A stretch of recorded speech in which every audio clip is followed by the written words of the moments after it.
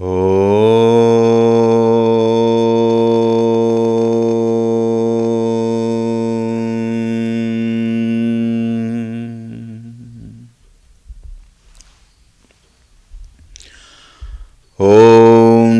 गणेशाय नमः।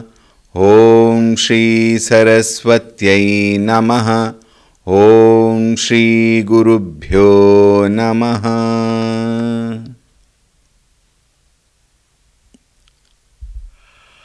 ओम सदाशिवसमारम्भां शङ्कराचार्यमध्यमाम् अस्मदाचार्यपर्यन्तां वन्दे गुरुपरम्पराम्। ओम श्री सद्गुरुभ्यो नमः। ओम ध्यायामि चिन्मयानन्दं गुरुदेवं महामतिं प्रेमपूर्णं क्रियाशीलं सदा लोकहिते रतं कृपालुं सुन्दराकारं समर्थं सत्यदर्शिनं वाचा तत्त्वप्रकाशिन्या शोकमोहविनाशिनम्। ओम श्री चिन्मय सद्गुरवे नमः।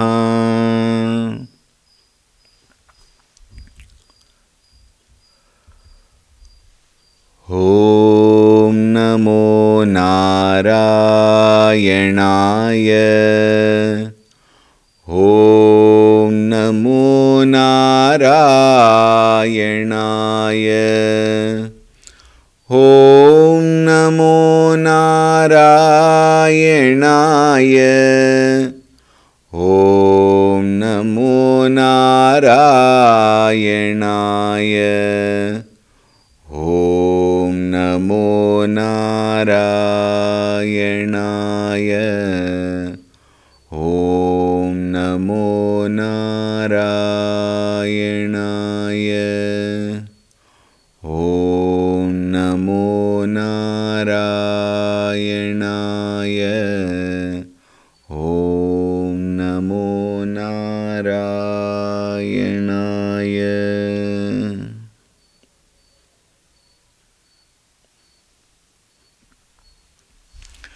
हरि ओम, Suprabhatam, a very warm welcome to the fifth series of this Vishnu Sahasranamam talks. We will chant the Dhyana Shloka and then continue. Om Shuklambaradharam Vishnum Shashivarnam Chaturbhujam प्रसन्नवदनं ध्यायेत् सर्वविघ्नोपशान्तये।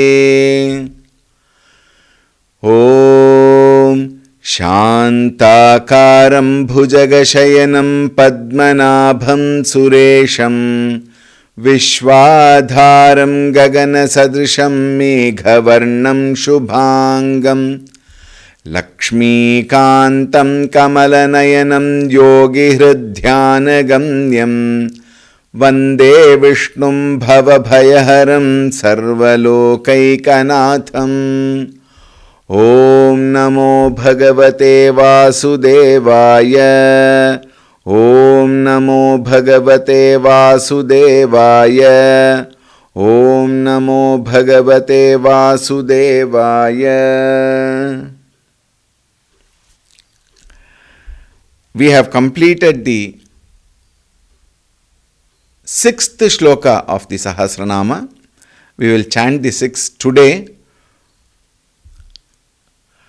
Om Vishvam Vishnurvashatkaro Bhuta Bhavya Bhavat Prabhu Bhutakrit Bhuta Bhridbhavo Bhutatma Bhuta Bhavanah पूतात्मा परमात्मा च मुक्तानां परमागतिः अव्ययः पुरुषः साक्षी क्षेत्रज्ञोऽक्षर एव च योगो योगविदान्नेता प्रधानपुरुषेश्वरः नारसिंहवपुः श्रीमान् केशवः पुरुषोत्तमः सर्वः सर्वः शिवस्थाणुर्भूतादिर्निधिरव्ययः संभवो भावनो भर्ता प्रभवः प्रभुरीश्वरः स्वयंभू शम्भुरादित्यः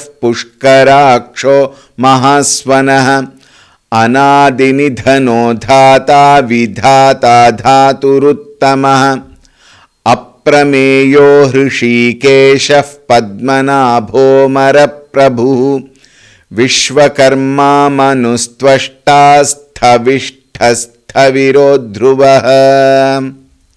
Up to this we have completed. We will now continue. For the earlier ones, I am not going to give a prelude or an introduction or a recap. Please look into the previous videos. So we will continue straight away. As we had been doing earlier, I will chant the whole line 2 times, whole shloka line by line. Please repeat and we will continue. अग्राह्य शाश्वतः कृष्णो लोहिताक्षः प्रतर्दनः प्रभूतस्त्रिककुब्धाम पवित्रं मङ्गलं परम्. अग्राह्य शाश्वतः कृष्णो लोहिताक्षः प्रतर्दनः प्रभूतस्त्रिककुब्धाम पवित्रं मङ्गलं परम्.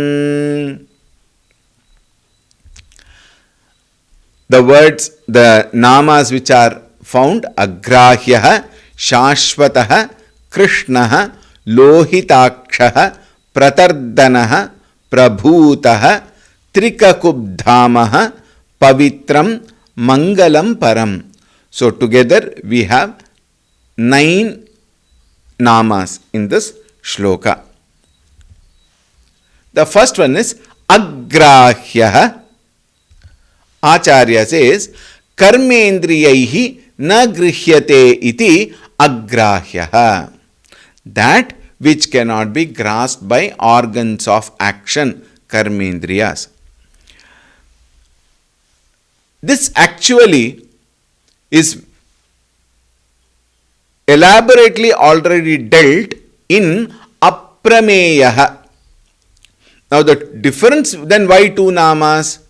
Aprameyah is at the mental level and Agrahyah is at the sensory organs level. However, we may take here also at 3 levels. 1, the physical level. 2, the emotional level or the mental sphere. And 3rd is called the intellectual level. And interestingly, we will find at all the 3 levels, Bhagavan in its Swaswarupa cannot be conceived. Grahya means to hold, to grasp. At the physical level, grasping anything is indicated. Like for example, this clock. I have grasped this clock. I have it under my control. It is available in my palm. It is graspable, holdable, etc. Meaning, it is so limited, so small that I can hold it. Even bigger things we can hold, which are movable. Immovable also we can touch the wall, etc., etc. It is graspable. Graspable meaning it can be felt with the physical organ. It can be touched, etc. Bhagavan cannot be touched. Alright, that we know physically.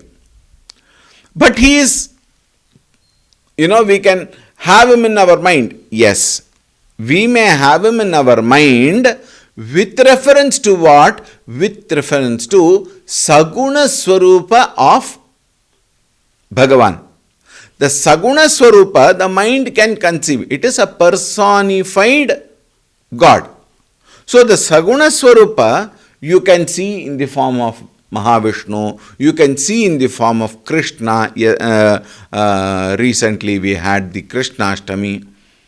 So we can keep a beautiful Vigraha of Balakrishna, and then we can conceive that idea, that form in our mind. Wherever we are, we can grasp the form of Bhagavan in whichever Ishta Devata Swarupa, we can grasp in our mind, we can hold that form in our mind. We can even communicate to that Bhagavan. And we can also imagine as though Bhagavan is also communicating. All these are possible with reference to Saguna Brahma, Saguna Ishvaraha. At the intellectual level, we can grasp, actually speaking, we can grasp what Bhagavan is not.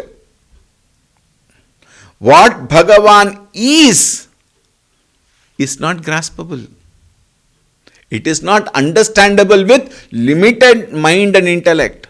Why? The reach of mind and intellect is very, very, very minimal. And interestingly, mind can grasp and communicate to the intellect, and the intellect can interpret only that which is, we had dealt earlier, jati, guna, kriya, sambandha. All these are graspable. Intellectually, it is understandable. Why? Again, they are all limited. And all these four come into the purview of words, shabda. So it is explainable. Whereas, when it is said agrahya, even the intellect cannot explain. That is why in Taittiriya Upanishad it is said, yato vacho nivartante aprapya manasasaha. Anandam Brahmana Vidwan. The one who has understood the truth behind Brahman, or the Brahman who is the very truth itself, he alone can understand. Understand in a manner of saying, it is nothing called understanding, it is the being. They call it as beatitude. B-E, beatitude, just be.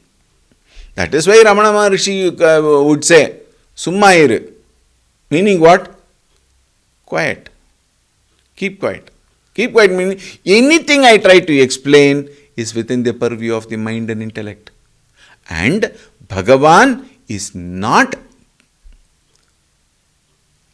possible to be brought into the purview of mind and intellect. Therefore, a pure mind and intellect alone can gain the knowledge of Bhagavan, and then one remains in that sthiti. Brahmatmana sthiyatam, Acharya Shankara says in Shankara Bhashya, in Sadhana Panchakam. Now, the next level. Anything that has to be understood must have a pramana. And we have dealt very elaborately when we had studied on aprameya. What is that? Pratyaksha pramana, anumana pramana, arthapatti, anupalabdhi, upamana and shabda pramana. 6 pramanas we studied. And Bhagavan is such a presence which cannot be brought into any of them. Shabda pramana, the last one, is that which can only indicate. It cannot give you the knowledge of Brahman, but it can only indicate. Therefore, from that standpoint, Shabda pramana can take us a little further from all the other pramanas, but it cannot take us to the ultimate. Therefore, none of the pramanas, pratyaksha, anumana, Arthapatti, Anupalabdhi, Upamana and Shabda, none of them can take us to the knowledge of the Supreme. It has to be gained only crossing over all these things. And therefore, it is not available. And for that is why he is called as Agrahya. We, like for example, in this Krishnashtami, which just got over, there are so many people who are so emotionally attached to Sri Krishna as Bhagavan. They even would take that Sri Krishna Vigraha, probably hold him to their chest, play with him, dance with him, sing his glory. All these are possible. Where, as far as he is conceived as a Saguna Brahma. But Saguna Tattva is only to carry forward this mind and intellect to such a state where the mind and intellect also dissolves. It dissolves in the sense what? It loses its recognition and crosses beyond, glides into that experience of the Supreme. And therefore, when it is at karmendriyaihi, it is not only sense organs, physical organs, it also has to be taken from the standpoint of emotional and intellectual faculties what we have, the gadgets what we have, and all of them cannot bring in or give us knowledge externally. It has to be experienced internally. Therefore, it is said Agrahyaha. The next one is called Shashvataha. What is Shashvataha? Shashvat sarveshu kaleshu bhavati iti Shashvataha. Acharya writes. One who is eternal, imperishable, immutable, permanent. Now see, is. That isness, is, which I have indicated in bold and red, that isness at all times is also a figurative expression. Because he is not at all times, he is beyond time. Sarveshu kaleshu meaning what? Past, present and future. As we discussed earlier in other nama, time starts from a second, because the first is Bhagavan. And that first Bhagavan is eternal. Now here also we may take it in two stages. One is from the Nijaswarupa, Tat Swarupa. Second one is again with the Ishvara Tattva. And both are eternal. Both are Shashvataha. How? Ishvara, when the Pralaya takes place, he resolves the whole creation and along with him becomes unmanifest. Along with himself becomes unmanifest, and when he manifests again, he again manifests himself and the creation. As far as the creation is concerned, it is definitely there for a specific period of time. Think. Whereas Ishvara, who is nothing but Parabrahma Swarupa alone, along with the Maya Shakti, the Ishvara Tattva is eternal.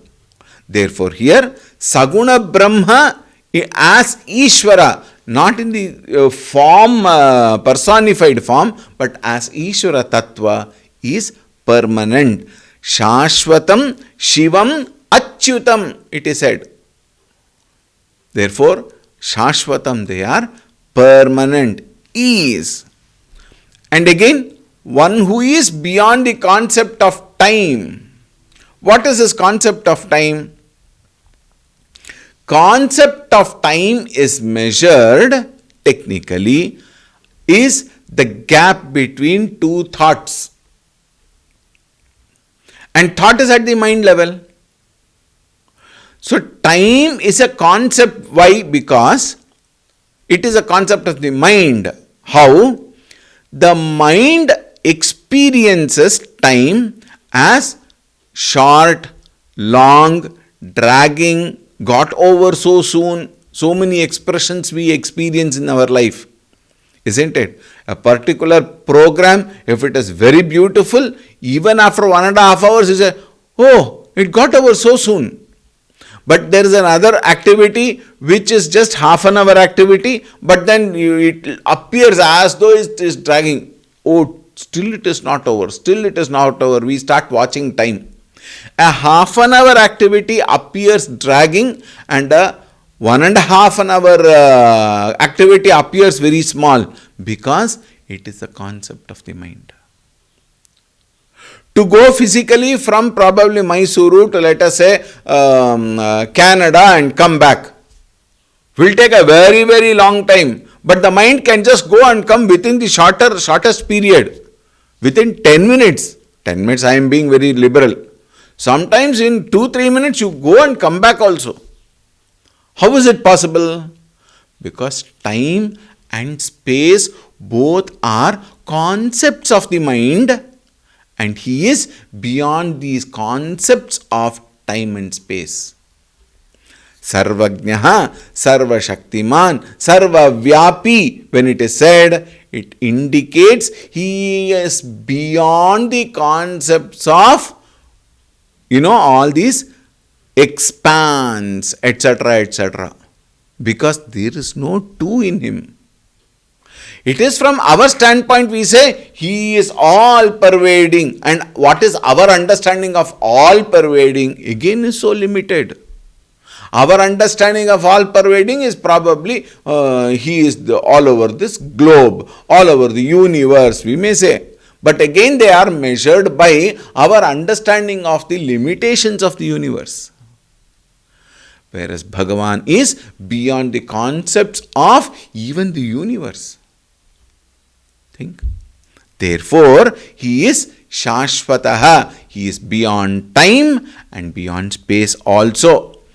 Eternal. Eternal meaning what? There is nothing called past, present, future in him. All these are limited to the relative reality. Vyavaharika Satya. In the Vyavaharika Satya, past, present, future. Bhuta Bhavya Bhavat is only what? That is why we saw Bhuta Bhavya Bhavat Prabhu we saw.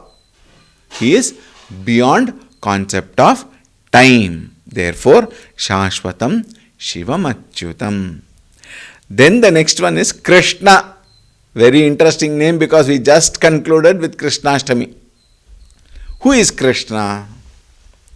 This is a very, very interesting thought to ponder. First we will see what Acharya Shankara has to say. Krishir bhuvachakaha shabdo nascha nivrittivachakaha. Krish stands for existence. What is existence? Just now we said easiness. That easiness is represented by the word Krish. And Nascha nivrittivachakaha. Nascha meaning what? The na represents bliss. Nivritti is what? Nivritti is sannyasa. And sannyasa is what? Total renunciation, including the attachment to BMI, world, etc. It's everything. Nivritti marga. Where another meaning is nivritti, the one who has no mind. Amanaha. And mind is the cause for all kinds of variations in our mind. Mind alone is the cause for the variations of the mind. How? Mind is nothing but thoughts. And thoughts keep changing. And the quality and texture of thoughts decides how happy or sad or boredom or whatever you are. Nivritti Lakshana is what? Where there is one of the meanings is there is no vritti. 2, nivritti is sannyasa. 3, nivritti also indicates nirvana. And all these 3 indicate the absolute Ananda Swarupaha. Sat, Chit, Ananda Swarupaha is also indicated by the word Krish. And Bhagavan, here Sri Krishna, we have always seen him as the happiest person. I know my English is wrong. Is it not? That is why children also love Krishna. Why? Because he is wonderfully, always joyful. And he does so many pranks. But if you look at Krishna's life, total tragedy from our standpoint. From our standpoint. First of all, he was born in a jail. And Vasudeva had to take him in a basket, put his and in where does he have to take? He has to take across the river. And it is at that time the river was in floods.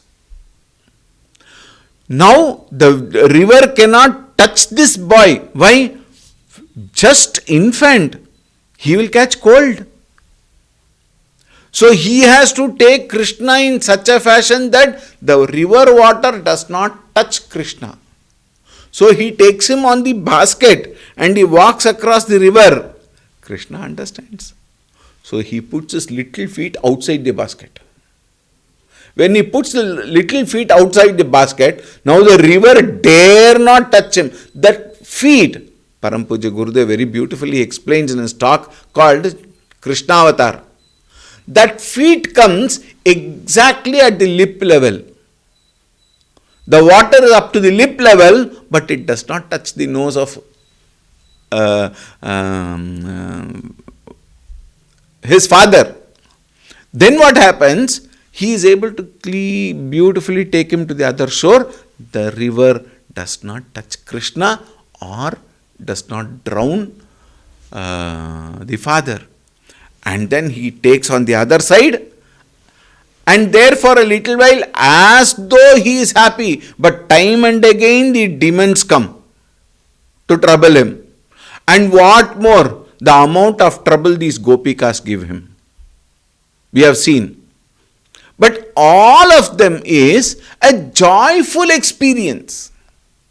Later when he went from there, all through he was only experiencing lot of challenges. All through his life, till the end.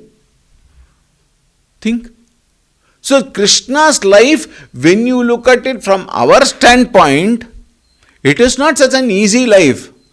But the only difference between him and we is we are indulged and involved and we have the identification with this life, whereas Krishna is somebody who has no identification at all.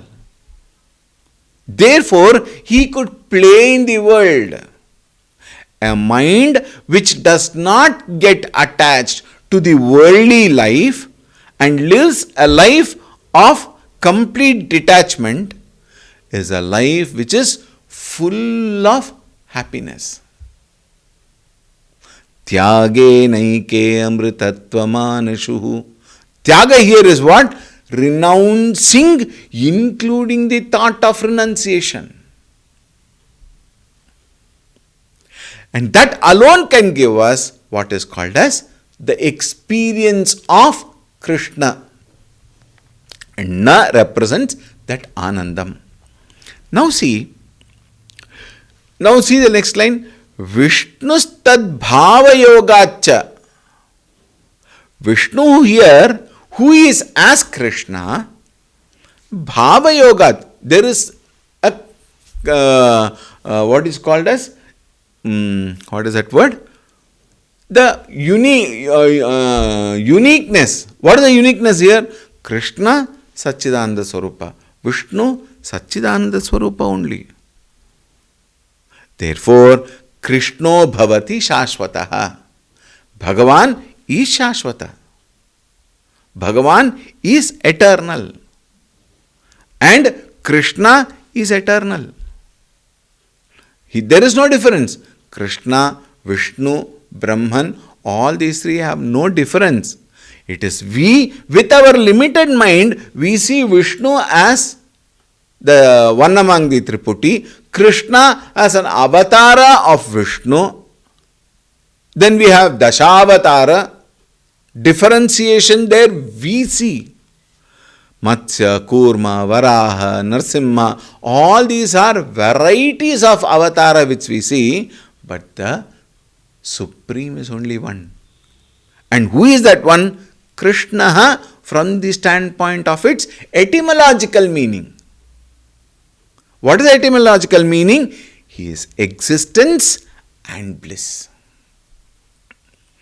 One of the major reasons why Krishna is widely opted is because of that blissful nature which we want to become.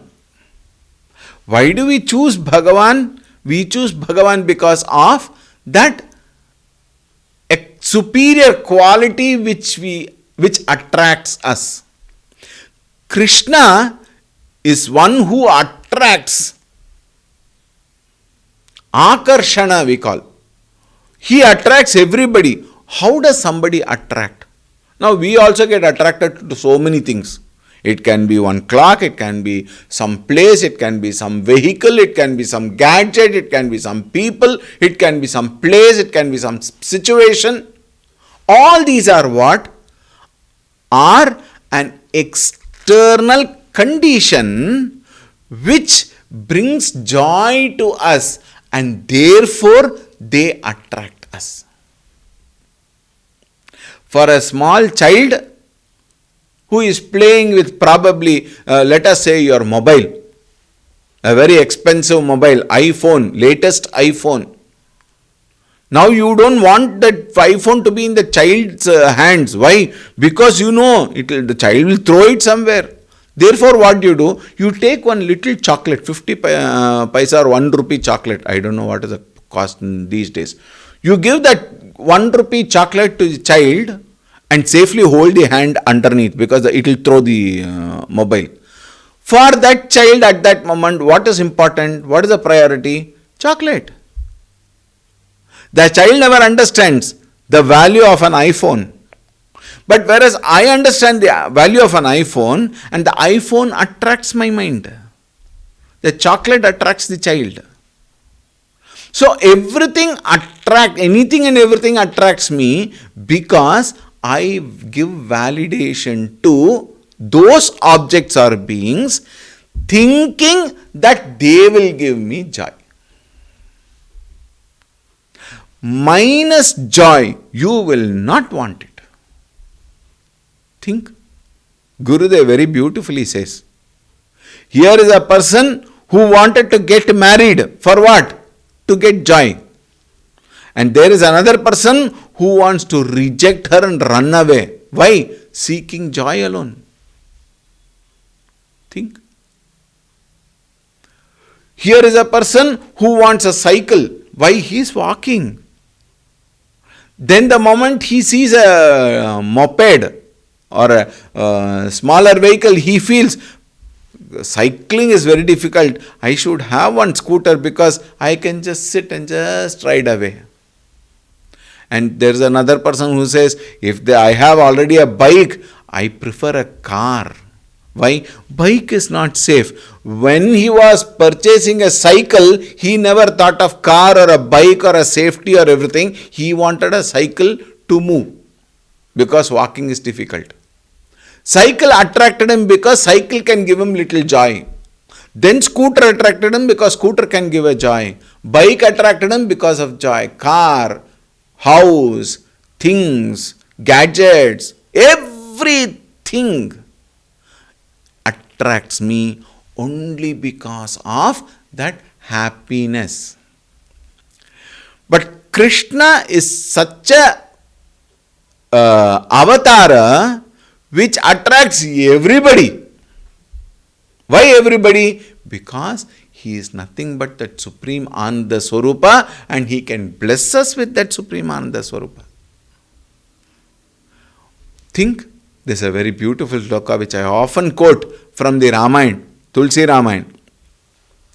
Shantam shashvatam aprameyamanagam nirvana shanti pradam brahma shambhu fanindra sevyamanisham vedanta vedyam vibhum Ramakhyam jagadishwaram suragurum maya manusyam harim vandeham karunakaram raghuvaram bhupala chudamanim. The first line says Shashvam Shantam Shashvatam Aprameyam Anagham Nirvana Shanti Pradam. Shantam, the one who is eternally in peace, alone can give Shanti to others, peace to others. Shantam Shanti Pradam. The last line, the last word on the same line. Who is Rama? Rama is one who is peace. In our case, we have peace occasionally, by mistake. Isn't it? Even at the time when I am capable of being happy, even at the time when there is no problem in the world, even at the time when the situation is conducive, I am so creative that I imagine a problem and suffer now when I can be at peace. Think. Therefore, our peace is absence of sorrow, whereas peace actually is what? Is that which is independent of everything in the outside world. He is embodiment of peace itself. Therefore, Bhagavan attracts. Look at our Puranas also. All the Devatas are always happy and they are peaceful. Talk of all the Rakshasas, there is only restlessness, there is only disturbance, and they distribute disturbance. Think. Therefore, Shanti is that, peace is that, bliss, happiness, joy, all these are various words which indicate our own Swarupa, where Krishna resides. Therefore, he is called as Krishna because Krish indicates existence and Na indicates bliss. Our existence, true existence, is that. Not this body, mind and intellect. This existence starts on a particular day and will end on another day which we may not know now. But it ends. Whereas he is eternal. Therefore, he has to be of that nature. With that nature, what is that? Naha, which is bliss.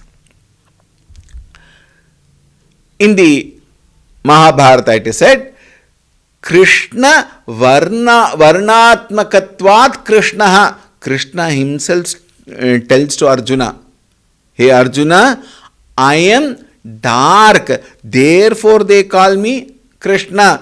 Krishno varnascha me yasmat tasmat Krishna aham Arjuna. Krishna varnaha. What is that Krishna varna? Neela megha shyama. We sing so many bhajans. Neela megha shyama radhe govinda nityananda murti radhe govinda. Neela megha shyama nitya ananda murti.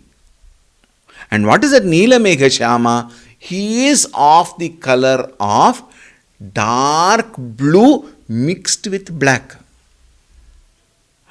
Dark blue indicates the infinity, the blackness indicates the what is this? World, both put together. He is the supreme of everything, expressing as this whole very world. And because of the dark complexion, he is called Neela Megha Shyama. Continuing, Lohitakshaha. What is Lohitakshaha? Akshaha means eyes.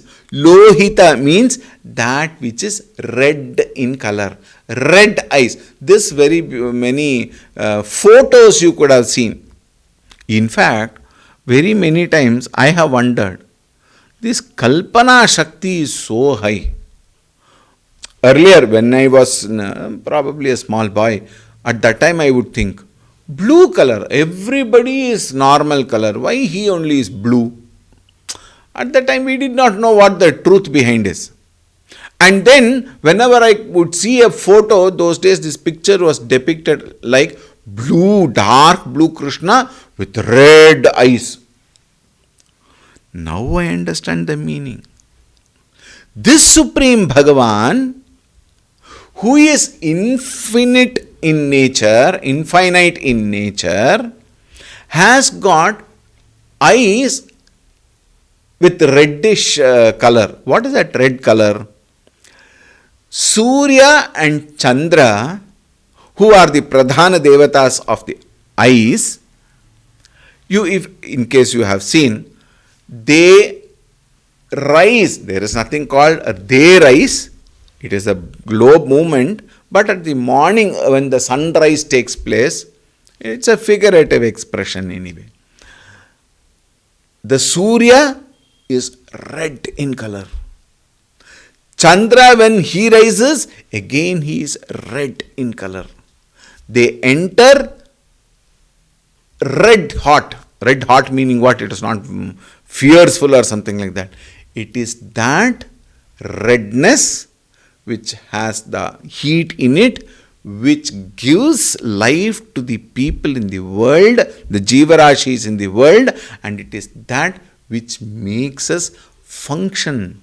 It is that which energizes this body to function. There again, he becomes the enlivener of what? Of all the Jivarashis. And therefore, he is depicted as what? Red-eyed. Lohite akshini yasya iti lohitakshaha, the one whose eyes are red. And Taittiriya Aranyaka says, sa ma vrishabhaha lohitakshaha. There is one mistake. Suryo, that Refa has got missed out. Suryo vipaschin manasa punatu. O Supreme Lord, please protect me. It is a prayer. And then the prayer is indicated or directed towards that Supreme as what? Lohitakshaha. Here it represents Bhagavan. With this, we will conclude today and continue tomorrow. Om Shanti Shanti Shanti. Harihi Om. Shri Gurubhyo Namaha. Harihi Om.